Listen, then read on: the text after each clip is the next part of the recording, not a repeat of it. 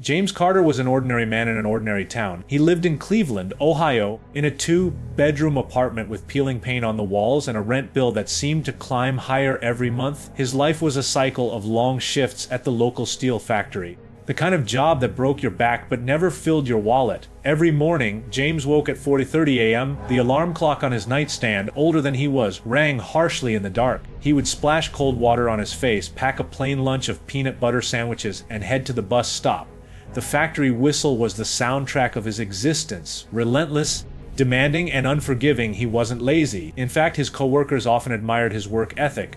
But no matter how hard he pushed himself, the paycheck was always just enough for rent, food, and the occasional tank of gas for his battered old Ford. Debt loomed over him like storm clouds. He had dreams once. When he was younger, he had wanted to start his own carpentry business, creating furniture that carried his name. But life had a way of grinding dreams into dust. What hurt James the most wasn't just the poverty, but the invisibility. When he looked around, he saw lawyers, business owners, and well-dressed people strolling downtown. Meanwhile, he was another nameless worker in grease-stained clothes. People barely noticed him, except when they needed something fixed. Some nights, lying awake in his small apartment, he whispered to himself, "There has to be more than this. There just has to be." One Saturday, while browsing a thrift shop for cheap kitchenware, James stumbled across a dusty book titled Small Business for Beginners. He bought it for 50 cents, half curious, half desperate. That night, he read it cover to cover. Something inside him stirred. The book wasn't a miracle. It didn't hand him success, but it reminded him of the passion he once had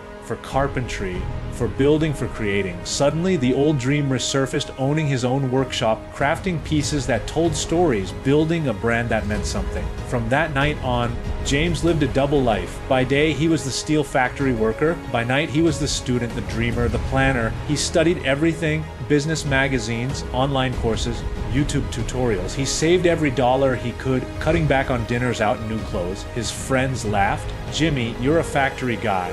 That's all you'll ever be." His coworkers mocked. "Man, you think you're gonna be the next big boss. Just punch the clock and be grateful." But James ignored them. He saw something they didn't. He saw a door in front of him, locked, heavy, impossible, and he was determined to find the key. James began small. In his cramped apartment, he cleared a corner and set up a makeshift carpentry bench. Using secondhand tools, he started building coffee tables and chairs. He sold his first piece on Craigslist for AED. It wasn't much, but when he handed over that table and saw the customer smile, he felt something he hadn't felt in years: pride. Word spread slowly. Neighbors began ordering custom furniture. A friend asked for a bookshelf. Soon James was working until 2 a.m., balancing orders with factory shifts. His hands were blistered, his back ached. But he didn't complain. The ridicule didn't stop. When he mentioned his side business at the factory, some coworkers laughed louder than ever. "Jimmy the carpenter?" they sneered. But he kept building, kept dreaming. Not everything went smoothly. His first few months were full of mistakes. Tables that wobbled, deliveries that arrived late, customers who backed out. Once, a batch of wood he bought turned out rotten, wiping out half his savings. But each failure was a lesson, not a tombstone. Late at night, staring at his notebook filled with plans and numbers, James told himself, "This is the price. Every bruise, every dollar, every sleepless night. This is the price of freedom." After 3 years of side hustling, James faced a decision. His carpentry work was growing. He had more orders than he could handle. Yet the factory consumed 10 hours of his day. He was trapped between security and opportunity. One Friday evening, after another grueling shift, James walked out of the factory gates and paused. He looked back at the smokestacks rising into the sky and thought of the years he had given to that place. Then he looked at the small notebook in his pocket, filled with orders and designs waiting to be brought to life. On Monday morning, he handed in his resignation. His supervisor stared at him in disbelief. "You're leaving this for some hobby?" James smiled and said, "No, I'm leaving this to build a future."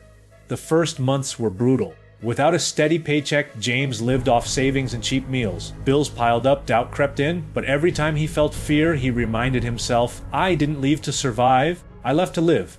The first year after leaving the factory was a war zone of trial and error. James ran his carpentry business from his garage, working 14-hour days. He delivered every order himself, handled customer calls, and even managed the accounting with nothing more than a battered laptop and a free spreadsheet template. His tiny workshop smelled of sawdust and determination. On cold Cleveland nights when the heater barely worked, James wrapped himself in an old blanket while sketching furniture designs at his workbench. At times, the stress was crushing. A late-paying customer nearly sank him 1 month. Another time, he cut his hand badly and couldn't work for weeks. The doubts returned stronger than ever. Maybe they were right. Maybe I'm just a factory guy pretending to be a businessman. But every time doubt tried to choke him, something else answered louder, the memory of his coworkers laughing. The years he spent invisible in that steel mill, the dream of creating something that was his. That voice always said, keep going. You're not done yet? The breakthrough came unexpectedly. One day, a local cafe owner saw one of James's handcrafted tables online and ordered a full set for his coffee shop. James delivered them himself. The cafe's customers loved the unique wooden furniture. Soon, other small businesses contacted James for custom pieces, restaurants, bookstores, even an art gallery. His work was no longer just furniture, it was becoming a brand. To meet the growing demand, James hired his first employee, a young man named Alex, fresh out of trade school. For James, it was more than just expanding his business. It was a moment of pride. He had gone from surviving on a paycheck to giving someone else a paycheck. By year 3, James had 10 employees, a rented warehouse for a workshop, and a steady stream of clients. The man who once punched the factory clock was now leading a team, designing products, and attending community business meetings. But success is never a straight road. When the economy slowed, orders dropped, bills mounted. A major client canceled a deal at the last minute, leaving James with unsold inventory. Payroll became a nightmare. For the first time, he wondered if his company might collapse. One evening, James sat alone in his workshop, staring at the unfinished furniture stacked against the wall. His hands trembled. Maybe this is where it ends. Maybe they were right after all. But then Alex walked in. "Boss," he said, "don't quit now. You gave us this chance. If you stop, what happens to all of us?" That night, James realized something. His dream was no longer just about him. It carried the hopes of every worker he employed. He wasn't just building furniture, he was building lives. Fueled by that responsibility, he fought harder. He cut expenses, reinvested profits, reached out to new markets. Slowly, the tide turned. What could have been the end became a defining chapter. 5 years after leaving the factory, James's company had grown beyond anything he imagined. His handcrafted furniture was featured in magazines. His workshop had expanded into a full-fledged facility with over 50 employees.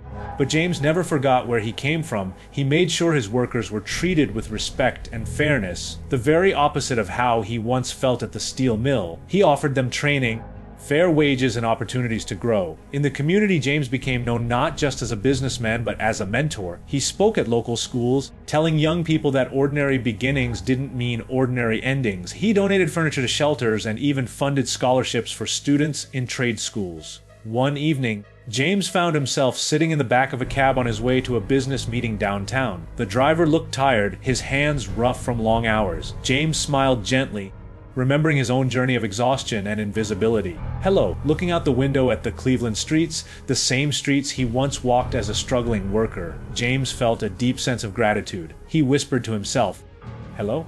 It doesn't matter where you start. What matters is that you never stop building toward your dream."